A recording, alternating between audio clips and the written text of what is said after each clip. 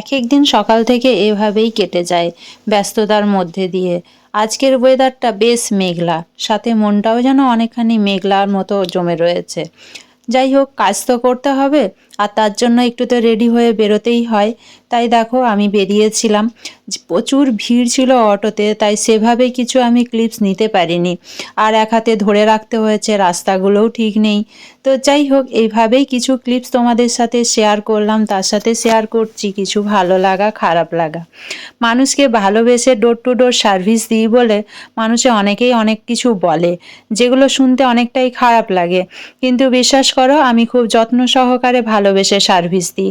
সেখানে যদি কেউ কোনো রকম গেম খেলে, সেটা তার সমস্যা, সেটা তার মানসিক সমস্যা, সেটা আমার সমস্যা না। আমি সৎ আর পবিত্রভাবে জীবনযাপন করি, তো এটাই হয়তো আমার জীবনে সবথেকে বড় অপরাধ। যাই হোক, অপরাধী হয়েই না হয় বাঁচলাম, সবাই তো অপরাধ করে না।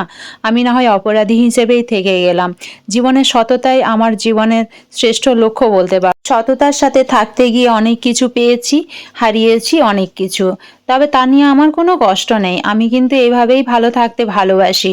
কারণ সততা জীবনে থাকলে জিত তার একদিন না একদিন হবেই। যতই যে চালাকি করুক আর গেম খেলুক না কেন, আমি জানি যে একদিন তাকে হারতেই হবে। তবে হারটা সবাই সবসময় স্বীকার করে না, কি আর করা যাবে। তো যাই হোক, অটো থেকে নেমে ওয়েট করছি বাসের জন্য।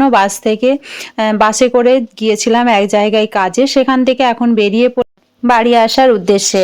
এখন বাজে 6:30। এখন আবার গিয়ে বাসের জন্য ওয়েট করব। চলো আজকে বাড়ি ফিরি। আর বেশি কিছু তোমাদের সাথে শেয়ার করলাম না। তোমরা সবাই সুস্থ থেকো, ভালো থেকো, নিজেদের মতো করে আনন্দে থেকো। Bye bye, take care.